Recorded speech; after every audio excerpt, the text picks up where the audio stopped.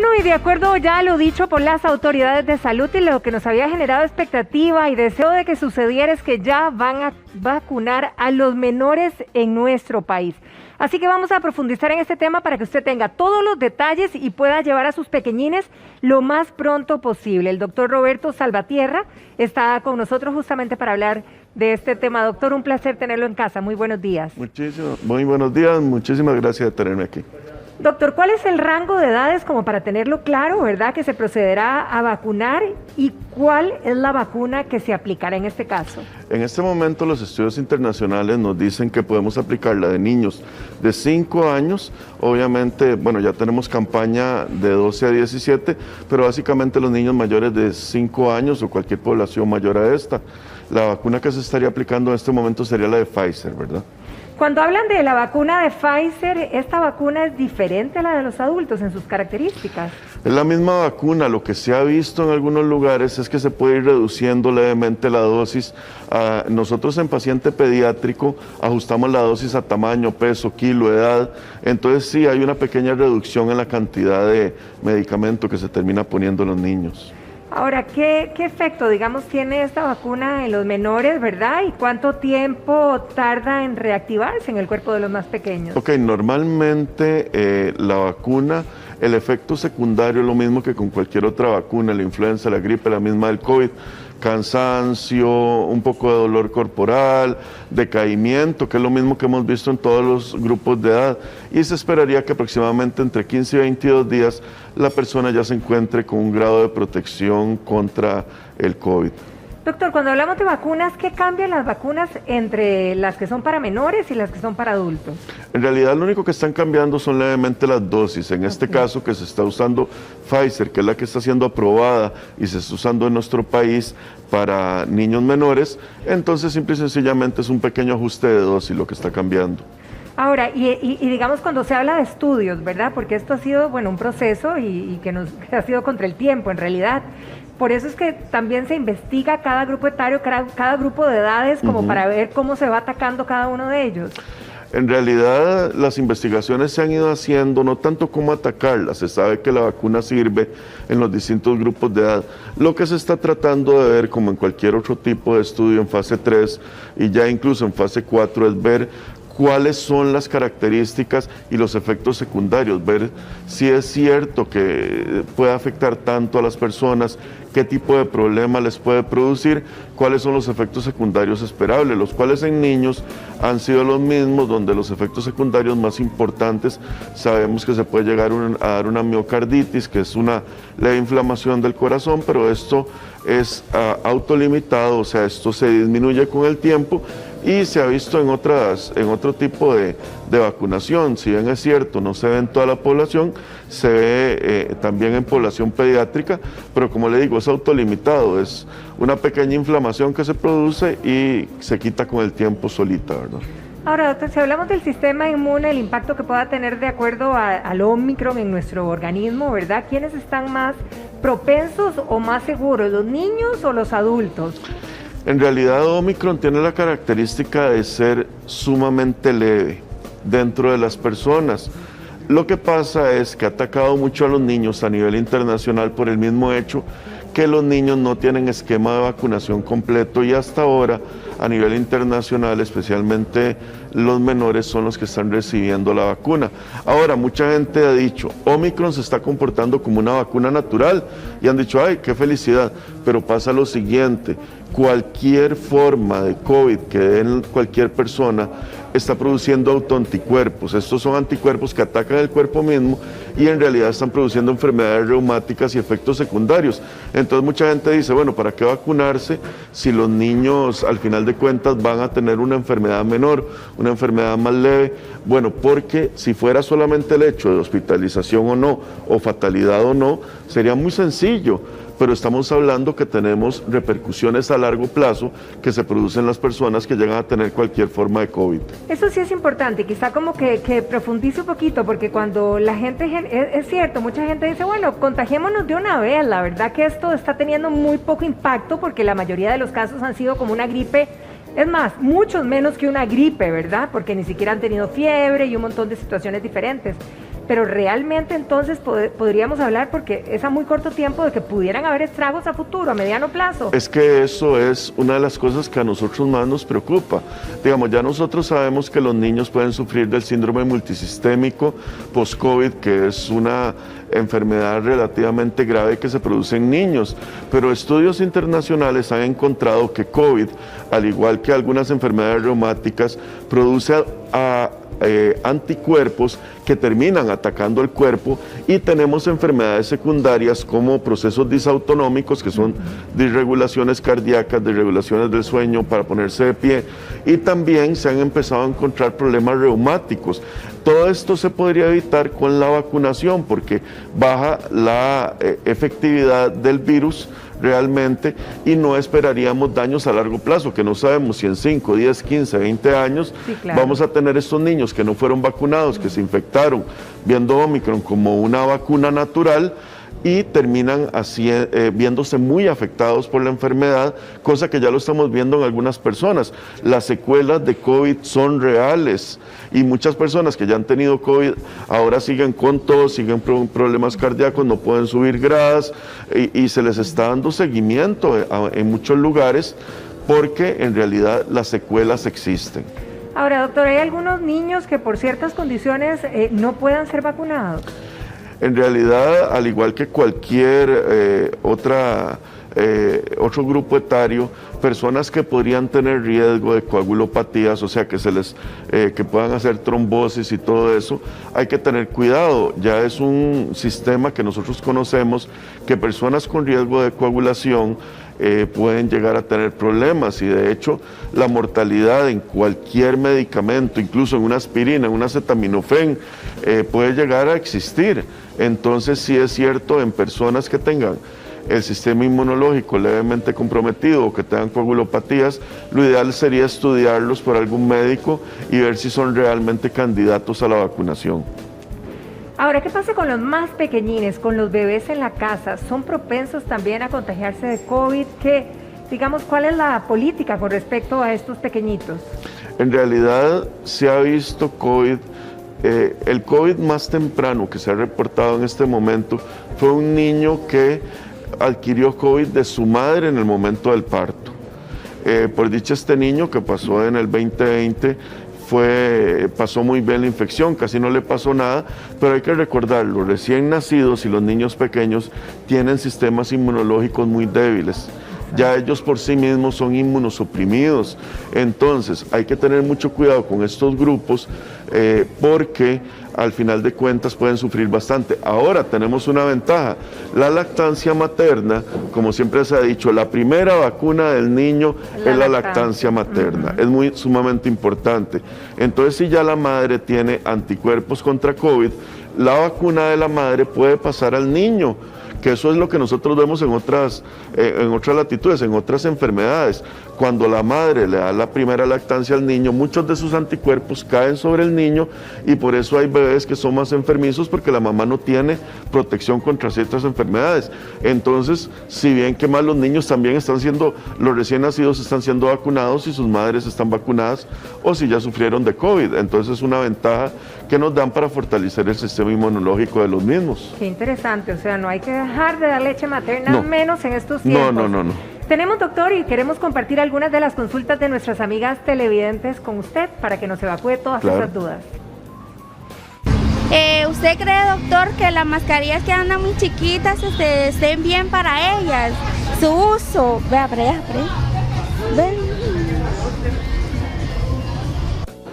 Okay. Las mascarillas de tela, creo que eran las que tenían las chiquillas. Sí, vea, la mascarilla, una de las cosas más importantes que tienen es que tienen que hacer cierre. Si las mascarillas no hacen sello por completo, como esta, digamos, yo como soy gordillo y cachetón, se me cierra la mascarilla bastante bien, pero el problema de este tipo de mascarillas que tenemos aquí, si uno las coge, ven que ellos no hacen cierre, ellas no tienen para hacer una cosa aquí de metal. Entonces, al no hacer cierre, a pesar de que esta, por ejemplo, tiene 2 capas, entonces, sea que la persona esté enferma, se puede escapar el virus de la mascarilla o se puede respirar el virus dentro de la mascarilla. También este tipo de mascarillas no tienen bastantes capas, por lo menos estas que tengo yo, la quirúrgica, tiene 3 capas, la suya que es una KN95, tiene mayor cierre y mayor protección. De hecho, esta se sabe que en exposición de Omicron, por lo menos, en Delta era 15 minutos, en Omicron en 5 minutos de exposición con este tipo de mascarillas, la persona se podría llegar a contagiar, así que... En 5 minutos. Sí, Omicron nada. Es sumamente infecciosa. Que están compartiendo en 5 minutos. Sí, de hecho, estas mascarillas en niños no es recomendable del todo, a pesar de que tienen buen elástico y todo, pero no es lo que uno esperaría. O sea, usted está apuntando a este, ¿verdad?, a este segurito que tiene aquí, este fierrito que tiene aquí, que asegura completamente la parte de la nariz, digamos. Sí, que hacen este cierre. Ajá. De hecho, hay muchas personas, digamos, si me ven aquí, ven que no se me están empañando los anteojos. Pero es porque yo estoy respirando por el filtro de la mascarilla porque la tengo bien puesta. Ah. Si yo agarro esto, lo quito. Uy, empiezan a empañarse los anteojos, de hecho, aquí. ¿Sí? ¿Ve dónde se me está empañando? ¿Sí? Es porque ahí quité el cierre de la mascarilla. Ah. Las mascarillas, al igual que cualquier otra cosa, hay que saber usarlas. De hecho, una de las cosas que nos debieron de haber enseñado al principio de la pandemia es cómo usar una mascarilla, porque por eso es que la gente no les gusta, se ahogan, se les empañan los anteojos y se las quitan. Nosotros como médicos toda la vida las hemos usado y a veces hemos entrado en procedimientos quirúrgicos, ojalá de neurológicos, donde tenemos que quedarnos 8 horas con una mascarilla, sí, respiramos, hablamos y estamos bien, no hay mayor problemática, así que la utilización correcta de la mascarilla es importante. ¿Ves? Eso es la utilización correcta, ¿verdad? Y nos hemos acostumbrado. Muchísimos lugares permanece la gente trabajando por 8 o 10 horas con una mascarilla, es cierto. Doctor, tenemos otra consulta de otra amiga televidente, vamos a ver. Tengo un sobrino de 1 año, ¿qué posibilidades hay que le dé coronavirus con esta nueva variante? Ay, doña Silvia, ¿qué posibilidades hay, doctor? Al igual que cualquier otra persona, los niños no varían. Si el niño tiene exposición, anda sin mascarilla, no se lava las manos, no utiliza alcohol, obviamente el niño va a tener las mismas capacidad de infectarse que cualquier otra persona. Eso no va a variar en lo más mínimo. Ahora, recordemos que nuevamente el sistema inmunológico de los niños es inmaduro. Entonces un niño de 1 año con un sistema inmunológico inmaduro, sabemos que va a tener cierto grado de problemática. Y el problema de Omicron es que Omicron se queda en esta región, básicamente en nariz, en tráquea, y no entra tan fuerte a pulmones, por eso no es tan mortal, pero lo que le puede producir es una gripe que el problema es esto, lo repito, al final puede producir repercusiones y este niño de 1 año puede quedar con secuelas de COVID el resto de su vida, cosa que uno esperaría que no, pero sí se está dando en otras latitudes. Ahora, doctor, este bebé tenía 1 año, pero digamos muchas madres que andan bebés de 8, 9, 10 meses, que son bebés de brazos, todavía muchos, ¿verdad? ¿Deberían de andar con mascarilla?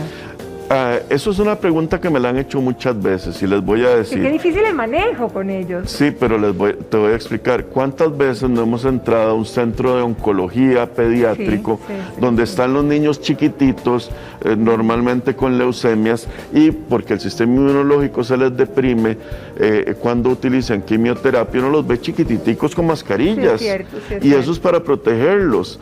Entonces, esto lo hemos visto mucho antes de la pandemia, mucho antes del COVID. Entonces, ¿cuál es la justificante de no ponerles una mascarilla? Nada le va a pasar al niño. Lo hemos visto en cualquier unidad pediátrica con niños inmunosuprimidos, con mascarillitas, guantes, etcétera. Entonces, sí, lo ideal sería ponérselos por protección del infante para que no le dé esta enfermedad. Clarísimo, doctor. Tenemos otra consulta, vamos a verla. ¿Qué posibilidades hay de que mi hijo de 7 años le dé la variante de coronavirus asistiendo a la escuela? Doña Maritza, muchísimas gracias. Esa es la pregunta del millón y yo le voy a sumar una con lo que usted comentó anteriormente. Ok, ¿qué posibilidad a los 7 años? Pero además usted hablaba mucho de que los pequeñitos no tienen el sistema inmune todavía bien desarrollado. ¿Cuándo está bien desarrollado, doctor? Por ahí de los 7 años es cuando ya empieza a tener bastante fuerza. Vea, basado en los estudios que nosotros hemos hecho en la Universidad Hispanoamericana, cuando ya empezaron a vacunar a los adultos, los niños, junto con los datos que nos dieron el Ministerio de Salud, se empezaron a crear como centros, los centros escolares como centros de infección. De hecho, fue muy interesante porque lo vimos mucho en colegios técnicos profesionales. Pero vamos a hablar como papás. Cualquiera que ha tenido un hijo sabe que la primera semana de clases... Viene con gripe. Todos los niños vienen con gripe, Por exactamente. favor, sí, claro. Ok, ahora quitemos la gripe y pongamos Omicron, que tiene una infectabilidad de 70 veces más que una gripe. ¿Qué creen que va a pasar con la entrada a clases? Qué No hay que susto, ser médico sí, ni un no. genio para saber qué va a pasar con los niños. Y los niños se vuelven corredores porque llevan el Omicron a la casa, Claro. llevan el COVID a la casa, que termina infectando a sus padres, que termina infectando a los abuelos y termina infectando a toda la familia. Y eso ya lo hemos visto en entrada a clases, lo hemos visto cuando han pedido presencialidad.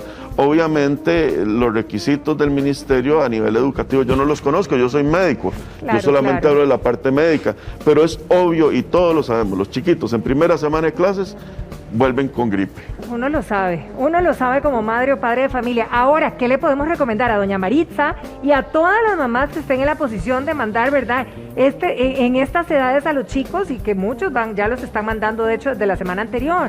¿Qué medidas, verdad? ¿O son las mismas de todos los días? Son las mismas que estamos cansados de decir, pero lo único es que tal vez yo entiendo que hay muchas decisiones ministeriales en las cuales yo no puedo opinar, pero este momento que tenemos Omicron subiendo a nivel nacional, hay que tomar y extremar las medidas de cuidado con los niños. Si su hijo está resfriado, aunque sea una gripe leve, decirle a la maestra, mi hijo está resfriado, yo no sé qué tiene, mejor lo dejo en la casa. Claro. Ante la duda, pensar que tiene Omicron y dejarlo en la casa. Es mejor que el niño pierda unos cuantos días de clases, que se quede en la casa antes que termine infectando a todos sus compañeros. Entonces, ante la más mínima característica respiratoria, tener al niño aislado, aunque no tenga un PCR positivo, aunque no tenga una prueba rápida positivo, y eso sí, lavado de manos constantes, que las maestras los estén viendo, que les tengan alcohol.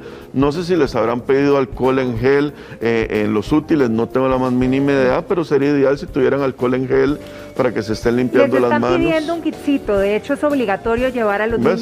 niños con este kit básico para tener este uso. Eso me parece excelente y obviamente estarles reforzando el conocimiento, especialmente a los niños de primer grado, de kinder, estarles recordando que no hay que estarse abrazando, que no hay que estar juntos, cualquier tipo de precaución que nos lleve al distanciamiento social, la higiene de manos, no tocarse la cara, además es Esto sigue siendo un provechoso. reto y sobre todo con los niños, ¿verdad? No termina ese reto para los padres de familia y por eso también compartir con usted, doctor, porque hay muchos padres que todavía sienten ese tremendo temor de mandarlos, están asustados y se justifica al final. En realidad, yo tengo una hija, en este momento ya entró a colegio, ahorita va a entrar. Cuando yo he tenido la ventaja que voy viendo cómo van empezando las olas. Cuando ella le tocaba entrar en clases y ya había visto que íbamos a iniciar a una nueva ola, yo nada más llamé a la escuela y le dije, bueno, por ahora mi hija no va a ir. Esa fue mi decisión como padre y como médico, pero obviamente, como lo digo y lo reitero, necesitamos que los niños estén en presencialidad, la calidad educativa ha caído. Yo también soy docente universitario y he visto las repercusiones de estos años en pandemia. Es necesario, lo que pasa es que en este momento, con una variante tan infectante, Sí, claro, hay que reconsiderar las cosas, cosa que ya el ministro de Educación lo dijo. Vamos a reconsiderar a ver cómo nos vamos a mantener en este momento. Así que yo creo que todavía nos queda mucha tela que cortar y ver cuál va a ser el comportamiento epidemiológico entre el Ministerio de Salud, lo que podamos aportar en la Universidad Hispanoamericana, más lo que se pueda ver por parte del Ministerio de Educación para ir tomando las mejores decisiones balanceadas, ¿verdad? excelente, doctor Salvatierra, muchísimas gracias por Muchas haber gracias venido a por compartir con tenerme. nosotros.